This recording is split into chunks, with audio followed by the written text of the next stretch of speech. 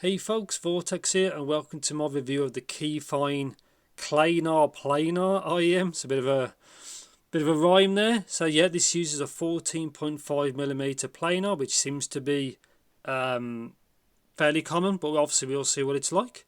And yet, as usual, full disclaimers, I'd like to thank Civica themselves for sending this out to me, so thank you very much. I was not paid to do this video and all thoughts and opinions are my own. And let's see what Kefine are, because obviously I've never tried nothing from that brand before. And let's get into it. So let's have a closer look. Again, never tried Kefine, so I have no idea what these kind of like, but we'll see. So that's what they are, very straightforward. Specs, planar, 14.5mm, 16 ohms, 105 decibel sensitivity. This should be a 3.5mm cable as well. 1.2 meter, 0.78mm 2-pin, so very straightforward. KefineElect.com. That's what they look like. 3.5mm single-ended. Not always a big deal. I think you need 4.4 for when things are quite hard to power. This might be a bit tricky to get out. So yeah, I'll edit this so you'll see me in the future. Done. Took a bit of wiggling to get out, but Kefine. Cables attached. So let's get these out. Don't know if there's anything underneath. Yes, nothing underneath. No paperwork or anything, but doesn't really make no difference to me. So that's what they look like. Kefine. Feels like metal. Feels kind of heavy. Again, these should be 2-pin. Yep. 2-pin there. Looks relatively straightforward. Let's see what you get.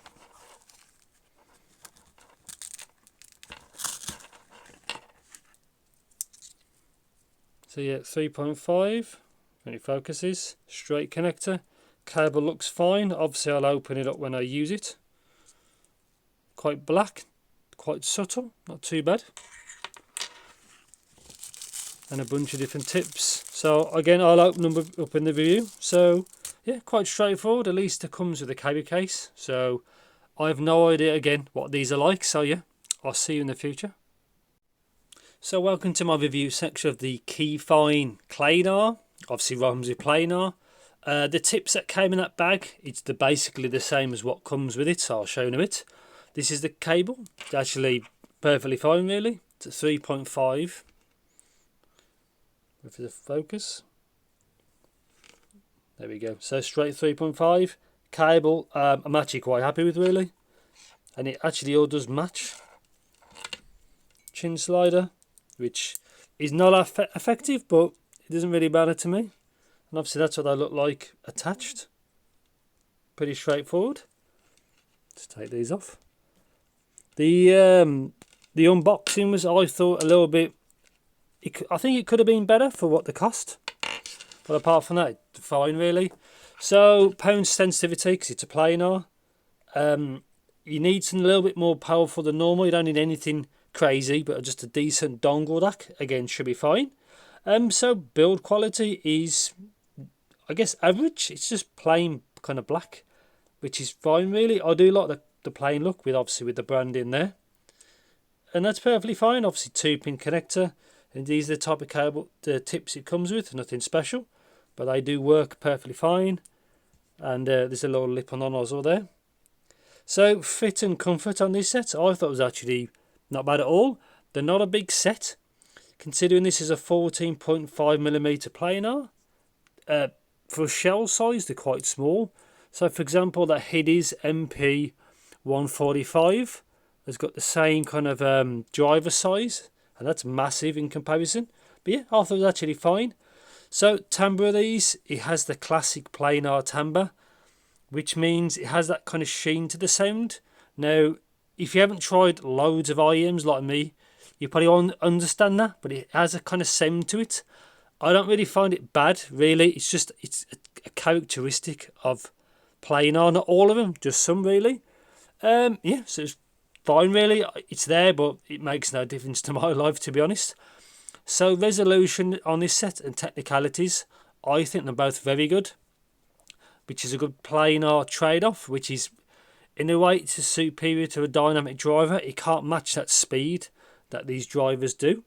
So I was actually quite happy with it. So stage and imaging, again, great. Again, another kind of positive you get from planar drivers compared to DD and BAs. So they've all got pros and cons, but these are obviously the positives of what planar can offer. Isolation on this set, I didn't think it was very good, but to me it doesn't really matter really. Yeah, so sound really. So I'll put the graph on so you can have a look. Now it kind of has a classic planar frequency response. So left to right, so low end is elevated, but it looks a little bit muddy, but because it's a planar it isn't, and it's faster. So compared to a dynamic driver, this feels a bit quicker. But a DD might seem more impactful, but I'm actually quite fine with it. I do like the speed advantage of planar, because it always sounds a bit, it can be a bit cleaner sounding. But yeah, the low end is actually pretty good. It's kind of standard for a decent planar to have that kind of bass.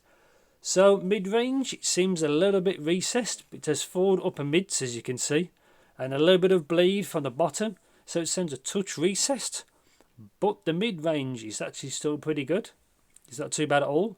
Obviously, it's more vocal forward than male forward, but that's a planar kind of trait with this kind of driver. Also, again, say like it's got upper mid forward.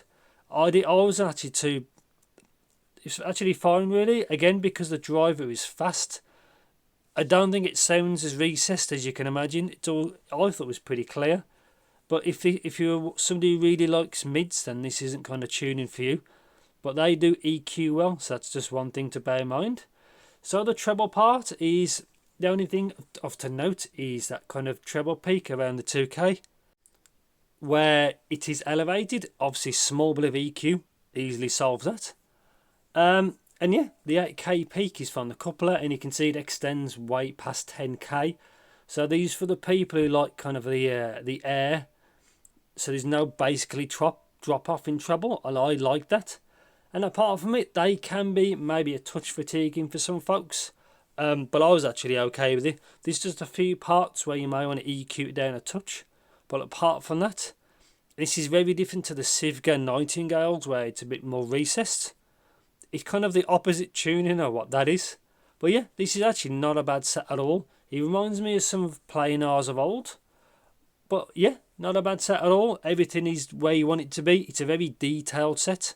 They've got a lot of micro details.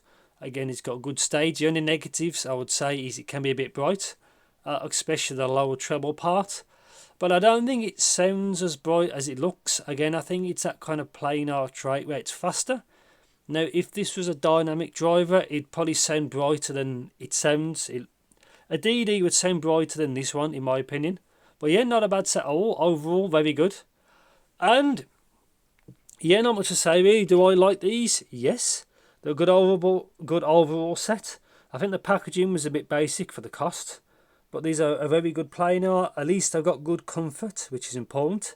They're easy enough to power. Obviously, they're not that easy, but for planar, it's fine. The tips they come with is fine. The cable's fine.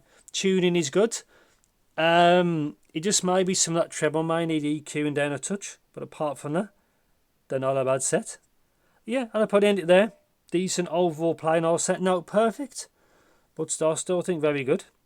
And yeah, I think that's it. So if you know anything particular about these, please do let me know in the comments as per usual. And yeah, thanks for watching. Take care, and I'll see you in the next video.